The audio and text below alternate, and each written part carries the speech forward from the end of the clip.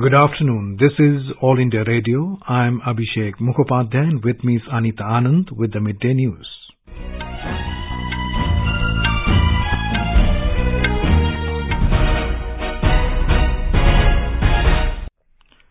The headlines.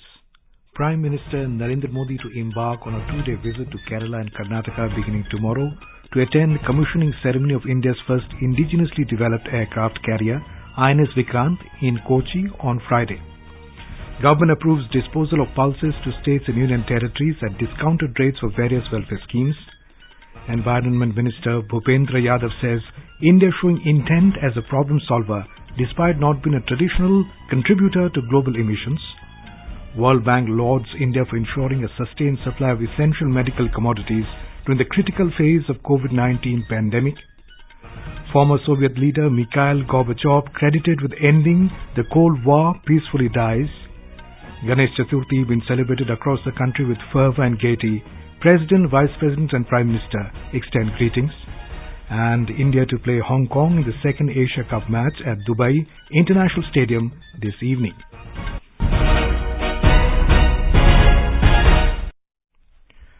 Prime Minister Narendra Modi will embark on a two-day visit to Kerala and Karnataka beginning tomorrow. Prime Minister will visit Sri Adi Shankara Janmabhoomi Kshetram, the holy birthplace of Adi Shankaracharya, at Kaldi village near Cochin Airport tomorrow evening. The Prime Minister will attend commissioning ceremony of the first indigenous aircraft carrier, INS Vikrant, at Cochin Shipyard Limited in Kochi at 9:30 a.m. on Friday. During the event, the Prime Minister will also unveil the new naval and sign Nishan, doing away with the colonial past and befitting the rich Indian maritime heritage. Thereafter at 1:30 p.m., Prime Minister will inaugurate and lay the foundation stone of several projects worth around 3,800 crore rupees in Mangaluru. More from a Bengaluru correspondent. During the visit of Prime Minister to Mangaluru, he will be laying the foundation stone for the integrated liquid petroleum gas and bulk liquid petroleum oil and lubricant facility at Mangaluru Refinery and Petrochemicals Limited. Foundation will also be laid for the storage tanks and edible oil refinery, bitumen storage and allied facilities. He will later dedicate to the nation BS6 upgradation project and seawater desalination plant of Mangaluru Refinery and Petrochemicals Limited. He will also lay the foundation stone for a fishing harbour at Kulai before leaving for New Delhi on the same day evening. Sudhindra, AIR News, Bengaluru. The Cabinet Committee on Economic Affairs today approved disposal of pulses to states and union territories at discounted rates to be utilized for various welfare schemes. The disposal will be done from the stock of pulses procured under Price Support Scheme PSS and Price Stabilization Fund PSF. It also approved enhancement of the ceiling on quantity of procurement under PSS from existing 25% to 40% in respect of tur, urad and masoor. Under this approved scheme, the states and UTs are offered to lift 15 lakh metric ton of chana at a discount of 8 rupees per kilogram over issue price of the sourcing state on first-come, first-served basis. The states and UTs will utilize these pulses in the various welfare schemes including midday meal, public distribution system and integrated child development programs. This will be a one-time dispensation for a period of 12 months or till complete disposal of 15 lakh empty stock of chana. The centre will spend 1,200 crore rupees for implementation of the scheme. In recent times, the country has witnessed an all-time high production of pulses, especially during the last 3 years. The central government under Price Support Scheme has made record procurement of pulses, due to which 30.55 lakh metric ton is available with the government under PSS and PSF. In the coming Rabi season also, the production of pulses is expected to be good. The Union Cabinet has approved the proposal of the Environment, Forest and Climate Change Ministry for signing an MOU with the Government of Nepal on biodiversity conservation. It is aimed at strengthening and enhancing the coordination and cooperation in the fields of forests, wildlife, environment, biodiversity conservation and climate change. The cap on domestic airfare prices has been removed from today after more than 2 years. It will give airlines freedom to decide their fares. Earlier, Civil Aviation Minister Jyotiraditya Scindia had said that the decision to remove airfare caps has been taken after careful analysis of daily demand and prices of air turbine fuel. Union Environment Minister Bhupendra Yadav today said that despite not being a traditional contributor to global emissions, India is showing intent as a problem solver despite not being a traditional contributor to global emissions. Mr. Yadav was addressing the opening ceremony of the G20 Environmental and Climate Ministerial meeting in Bali, Indonesia. The minister added that the maximum impact of the climate crisis is being borne by the poorest countries and most vulnerable communities, which have contributed the least to the climate crisis. He added that the promise of climate finances remains a mirage and that an added problem is of clubbing of development finance with climate finance. Mr. Yadav further stated that in 2019, 70% of public climate finance was given out as loans instead of grants. In 2019-20, only 6% of climate finance was in grants, which is pushing developing countries into more debt. The minister added that there is an urgent need to mobilize resources to stimulate the economy in a manner that makes it more resilient and sustainable. But the current pace and scale of climate finance from developed countries is not matching the global aspiration to combat climate change. External Affairs Minister S. Jaishankar will embark on a 3-day visit to United Arab Emirates today to co-chair the 14th India-UAE Joint Commission meeting and the 3rd India-UAE Strategic Dialogue with Foreign Minister of UAE Sheikh Abdullah bin Zayed Al Nahyan. During the visit, Dr. Jaishankar will also meet other dignitaries of UAE. External Affairs Ministry said these meetings will provide an opportunity to review the entire spectrum of comprehensive strategic partnership between India and UAE. There has been a regular exchange of high-level interaction between India and UAE. Home Minister Amit Shah has directed that forensic investigation should be made mandatory in all crimes involving punishment of more than 6 years in Delhi to increase the conviction rate. Mr. Shah visited Delhi Police Headquarters in the national capital yesterday and held an extensive meeting with the officers on various subjects. He said that in the identified offences of serious nature, charge sheets should be filed by the police only after legal vetting. Mr. Shah said surveillance is a major component of policing in preventing and investigating crime. He said the cameras installed by the civil administration and police in Delhi, as well as CCTV cameras installed in public places like airports, railway stations, bus stands, markets, should be integrated with a control room. He said safety of women, children and senior citizens should be a priority. Mr. Shah directed to provide them a safe environment with a more professional and sensitive approach should be accelerated. Home Minister said that the government is determined to free the country from the curse of drugs and a detailed action plan has been prepared to crack down on narcotics in Delhi. In the meeting, there was an in-depth discussion on the security arrangements at the G20 summit to be held in India. Home Minister directed that the team from the Ministry of Home Affairs should visit some of the countries where the G20 summit had been successfully organized to study the security aspects. Mr. Shah also stressed the need to focus on the fitness of police personnel and timely inspection of police stations. The World Bank has hailed India's whole-of-government approach to stimulate production during the corona issues pandemic. It said India adopted a whole-of-government approach to stimulate local production that helped reduce unit prices and the dependency on global supplies during the COVID-19 pandemic, even as no compromises were made on the quality in the largest procurement exercise conducted by the government. The World Bank report takes a close look at the initiatives taken by the Centre to ensure a sustained supply of essential medical commodities during the critical initial phase of the pandemic, including efforts to develop the local market following a whole-of-government approach.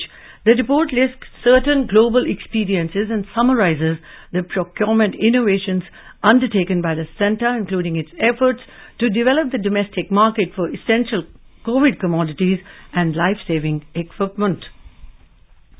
Over 212 crore 39 lakh vaccine doses have been administered so far under the nationwide vaccination drive.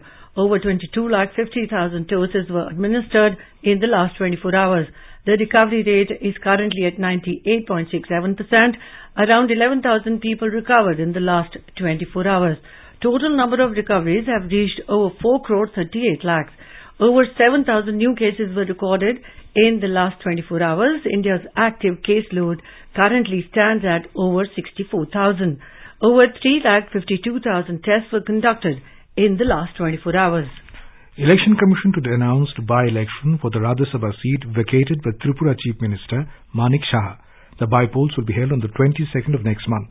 The notification will be issued on the 5th of next month.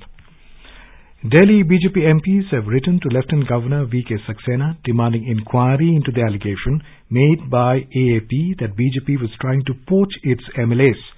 They described the allegation as an attempt to divert public attention from irregularities in the implementation of excise policy and classroom construction in the national capital. Briefing media in New Delhi alongside his party MPs, BJP leader Manoj Tiwari said the claim by AAP MLAs that they received calls from the BJP offering them money is a matter of forensic investigation. He alleged that AAP leaders are constantly changing their statements on the issue of Delhi excise policy. इन बातों को हम बहुत गंभीरता से ले रहे हैं। दिल्ली के हम 7 सांसद इसका जवाब चाहते हैं और इसकी जब तक जांच नहीं होगी और जांच भी फॉरेंसिक होनी चाहिए। हम सभी ने माननीय एलजी महोदय को एक चिट्ठी लिखी, हम सब ने एक डिमांड करी है। And the BJP MP Pravesh Verma said AAP MLAs claiming to have been offered 20 crore rupees by BJP should undergo lie detector test. Rejecting the allegation, BJP MP Hansraj Hans criticized Chief Minister Arvind Kejriwal, terming the charges as lies. Road Transport and Highways Minister Nitin Gadkari has said that intermodal station is being developed in Katra to improve the travelling experience of pilgrims who are visiting Mata Vaishno Devi Temple. National Highways Logistics Management Limited and Katra Development Authority signed an MOU in this regard in New Delhi yesterday. In a tweet, Mr. Gadkari said government is developing intermodal stations across the country for improving passenger infrastructure development. You're listening to the Midday News on All India Radio. A reminder of the headlines before we move on. Prime Minister Narendra Modi to embark on a 2-day visit to Kerala and Karnataka beginning tomorrow to attend commissioning ceremony of India's first indigenously developed aircraft carrier INS Vikrant in Kochi on Friday. Government approves disposal of pulses to states and union territories at discounted rates for various welfare schemes. Environment Minister Bhupendra Yadav says India showing intent as a problem solver despite not being a traditional contributor to global emissions. World Bank lauds India for ensuring a sustained supply of essential medical commodities during the critical phase of COVID-19 pandemic. Former Soviet leader Mikhail Gorbachev, credited with ending the Cold War, peacefully dies. Ganesh Chaturthi being celebrated across the country with fervour and gaiety. President, Vice President and Prime Minister extend greetings. India to play Hong Kong in the second Asia Cup match at Dubai International Stadium this evening. For quick news updates round the clock, follow us on our Twitter handle @AIR News Alerts.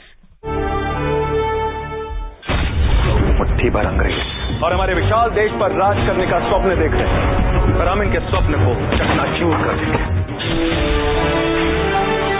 निकल पड़े स्वाधीनता के पथ वाले, स्वतंत्रता संग्राम की सुनी अनसुनी कहानियों के साथ स्वराज हर रविवार रात 9 बजे डीडी नेशनल पर।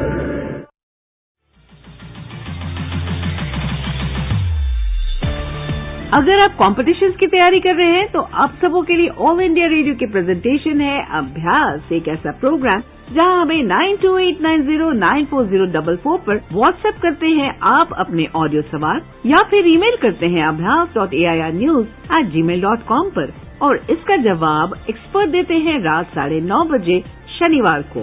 ज्योग्राफी यानी कि भूगोल है इस बार का विषय और सवाल भेजने की अंतिम तारीख है 31 अगस्त। आपका अभ्यास हमारा प्रयास।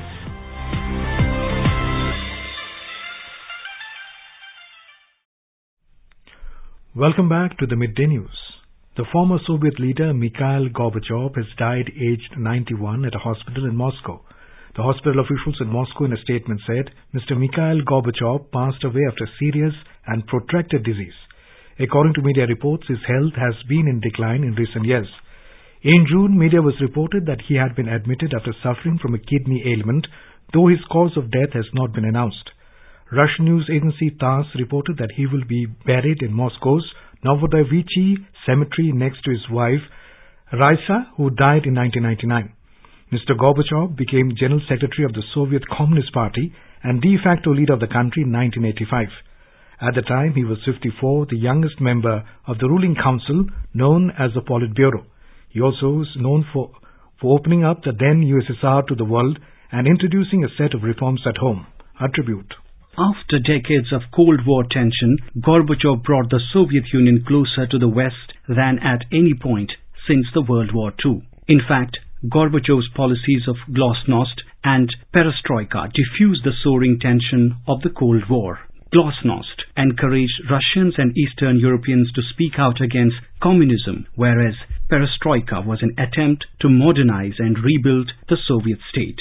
Gorbachev won the Nobel Peace Prize for negotiating a historic nuclear arms pact with US leader Ronald Reagan, and his decision to withhold the Soviet army when the Berlin Wall fell a year earlier was seen as key to preserving the Cold War peace. After his demise, the world has lost an unparalleled preacher of peace. Tributes have been paid worldwide to the former Soviet leader. UN Chief Antonio Guterres said he has changed the course of history. He said the world has lost a towering global leader, committed multilateralist, and a tireless advocate for peace. Russian President Vladimir Putin has expressed his deepest condolences following Mr. Gorbachev's death. US President Joe Biden called him a rare leader and praised Mr. Gorbachev as a unique politician. European Union President Ursula von der Leyen praised him as a trusted and respected leader who opened the way for a free Europe.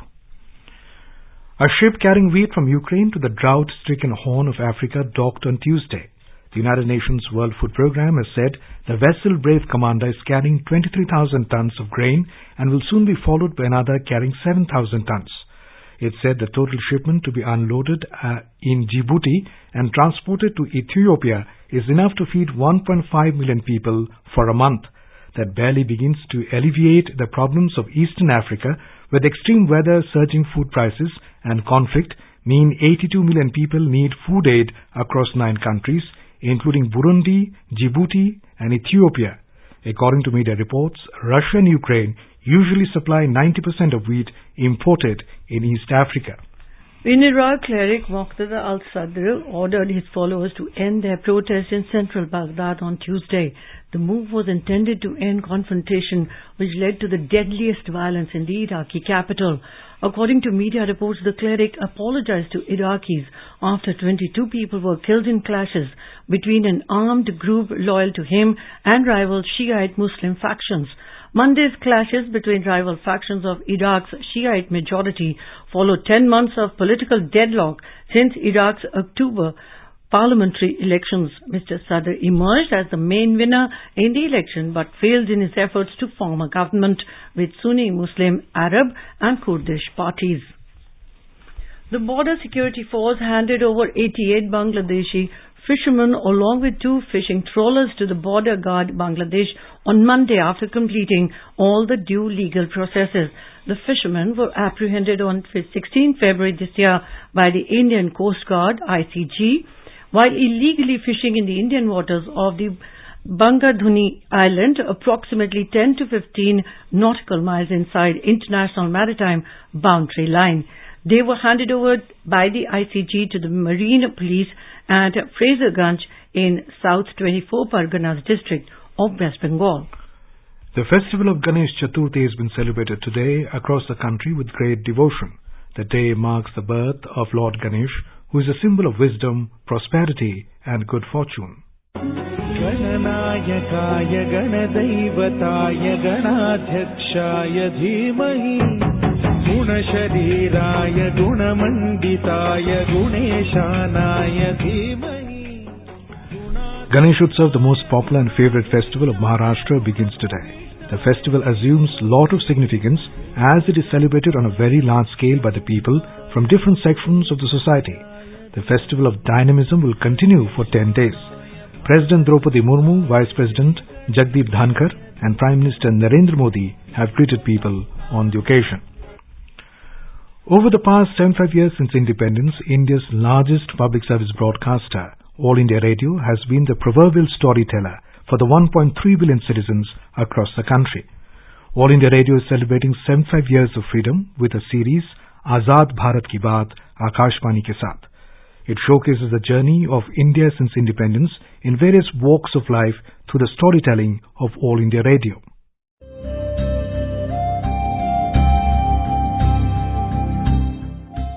Azad Bharat Ki Baat, Akashvani Ke Saath, reliving the journey of India since independence over the last 75 years with All India Radio. From 15th August, the series is being broadcast on All India Radio, 100.1 FM Gold Channel, primetime news bulletins and across all its platforms. Tune in to stay updated with All India Radio.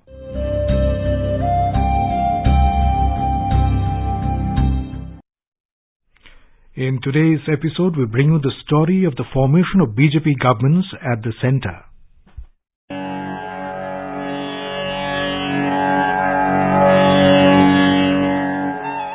Bharatiya Janasangh is formed in the year 1951 with Dr. Shyama Prasad Mukherjee as the president. Its driving force is national approach to all issues rising above caste and religion. In 1977, Bharatiya Janasangh merges into Janata Party along with other parties. In 1980, due to differences with Janata Party, members of the erstwhile Janasangh come out and form Bharatiya Janata Party with Atal Bihari Vajpayee as its founder president. In the 1989 general elections, BJP wins 85 seats and supports Janata Dal government with VP Singh as the Prime Minister. In 1991 general elections, BJP wins 120 seats. In 1996, BJP wins 161 Lok Sabha seats and emerges as the single largest party in parliament. Atal Bihari Vajpayee is sworn in as the Prime Minister, but government resigns after 13 days as it fails to get majority. हम भी अपने ढंग से देश की सेवा कर रहे हैं और अगर हम देशभक्त न होते और अगर हम निस्वार्थ भाव से राजनीति में अपना स्थान बनाने का प्रयास न करते और हमारे इन प्रयासों के पीछे 40 साल की साधना है। ये कोई आकस्मिक जनादेश नहीं है, कोई चमत्कार नहीं हुआ है। हमने मेहनत की है, हम लोगों में गए हैं, हमने संघर्ष किया है। पार्टी 365 दिन चलने वाली पार्टी है। ये कोई चुनाव में कुकर मुक्के की तरह से खड़ी होने वाली पार्टी नहीं है। आज हमें अकारण कटघरे में खड़ा किया जा रहा है क्योंकि हम थोड़ी ज्यादा सीटें नहीं ले सके। हम मानते हैं हमारी कमजोरी है, हमें बहुमत मिलना चाहिए। राष्ट्रपति ने हमें अवसर दिया, हमने उसका लाभ उठाने की कोशिश की है, हमें सफलता नहीं मिली, वो अलग बात है। लेकिन हम फिर भी सदन में सबसे बड़े विरोधी दल के रूप में बैठेंगे और आपको हमारा सहयोग लेकर सदन चलाना पड़ेगा, इस बात को मत भूलिए। In 1998, BJP forms a coalition government under the banner of National Democratic Alliance with Atal Bihari Vajpayee as the Prime Minister. But this government falls in 1 year. In 1999, Atal Bihari Vajpayee becomes the Prime Minister for the third time and the BJP alliance completes its full term of 5 years. In the 16th Lok Sabha elections in 2014, BJP-led NDA under the leadership of Narendra Modi sweeps to power. BJP becomes the first party in over 30 years to secure majority in the Lok Sabha on its own with 282 seats. समाज की आखिरी पंक्ति में खड़े आखिरी व्यक्ति तक सरकारी लाभ पहुंचे, ये सुनिश्चित करना, यही तो है सबका साथ सबका विकास। जब सरकारी मशीनरी का लक्ष्य हर पात्र व्यक्ति तक पहुंचने का तो फिर पक्षपात, भेदभाव टिक ही नहीं सकता। इसलिए हमारा ये सेवा भाव अभियान सोशल जस्टिस, सामाजिक न्याय का बहुत बड़ा माध्यम है। In 2019, in the 17th general elections, under the leadership of Prime Minister Narendra Modi, BJP scripts history by winning 303 seats on its own. हमारे देश में दशकों तक कुछ राजनीतिक दलों ने सिर्फ वोट बैंक की राजनीति की। कुछ लोगों को ही वायदे करो, ज्यादातर लोगों को तरसा कर रखो, भेदभाव, भ्रष्टाचार, ये सब वोट बैंक की राजनीति का साइड इफेक्ट था। लेकिन भाजपा ने इस वोट बैंक की राजनीति को न सिर्फ टक्कर दी है, बल्कि इसके नुकसान देशवासियों को समझाने में भी सफल रही।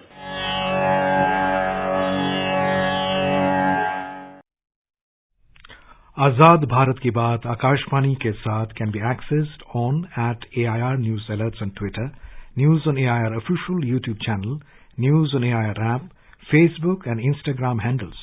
So tune into All India Radio News for Azad Bharat Ki Baat, Akashvani ke saath. The India Meteorological Department has predicted heavy rainfall in southern and northeastern India during the next 5 days. IMD DG Mrityunjay Mahapatra said that South Peninsular India, Bihar, Sub-Himalayan West Bengal, Sikkim and Northeast India are likely to experience heavy rain in the coming days.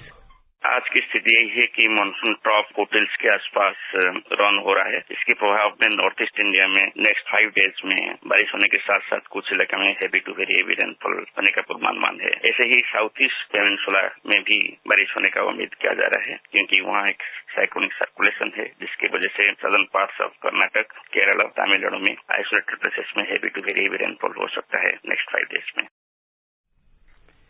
India will take on Hong Kong in their second Asia Cup match today after the inaugural win over arch rivals Pakistan in Group A. The match will be played in Dubai International Stadium from 7:30 p.m. Indian time. A win will guarantee men in blue a spot in the Super 4 round.